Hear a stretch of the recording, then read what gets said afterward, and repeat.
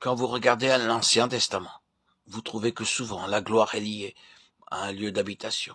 Par exemple, ils me feront un sanctuaire et j'habiterai au milieu d'eux. Exode 25:8. C'est quand le tabernacle fut terminé que la gloire le remplit. Il en fut de même pour le temple. C'était un lieu pour une habitation.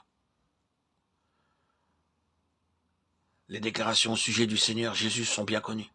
Il est le resplendissement de cette gloire. Hébreux 1:3. Il est couronné avec la gloire. Hébreux 2:9. L'auteur reprend les mots du psalmiste, le roi de gloire, psaume 24:7. Nous avons aussi les paroles de Paul aux Corinthiens, le Seigneur de gloire. 1 Corinthiens 2:8. Et nous avons contemplé sa gloire, une gloire comme la gloire du Fils unique, venu du Père. Jean 1:14. Ensuite, il est allé vers le Père et l'Esprit de gloire, comme Pierre appelle le Saint-Esprit, a été envoyé pour résider dans l'Église.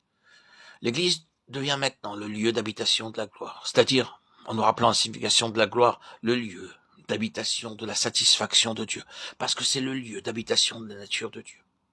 La justice est là. Justice de Dieu par la foi en Jésus-Christ. Romains 3:22. Elle est là dans l'Église. Et l'Église est glorifiée ou glorieuse, parce que la justice de Dieu est là par la foi et que Dieu est satisfait. Le point essentiel est le suivant. Si nous sommes le lieu d'habitation de la gloire, nous devons être des gens qui connaissons le repos du cœur.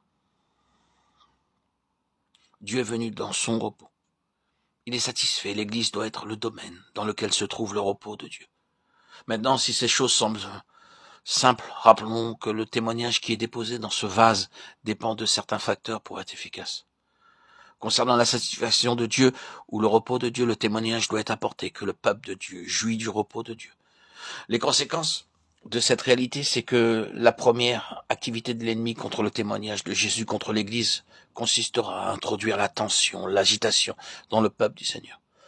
Tous ceux qui sont las, accablés, doivent trouver le repos quand ils viennent parmi les enfants de Dieu.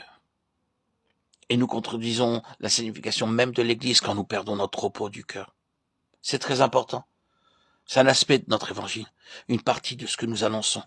Si nous sommes réellement dans l'expérience en proclamant ce repos, c'est-à-dire si ce n'est pas simplement entendu mais vécu, ce sera une chose extrêmement efficace. Car ce que nous sommes est une proclamation beaucoup plus puissante que ce que nous disons. Si le Seigneur peut avoir des gens ici et là sur cette terre qui sont parfaitement satisfaits en lui et jouissant de son repos, qui ont trouvé le repos de leur âme, il aura un immense témoignage sur la terre. Et une des marques de l'œuvre satanique dans cet univers, c'est la bouillonnante insatisfaction, l'agitation, la patience, l'envie, et tout cela ne peut jamais être rassasié. L'évangile de la gloire commence dans le lieu où se trouve la gloire. La gloire signifie que Dieu est satisfait, que Dieu a son repos, et que nous sommes entrés dans ce repos. C'est quelque chose qui demeure dans l'Église. Cet évangile doit demeurer dans l'Église. C'est l'évangile de la gloire du Dieu satisfait.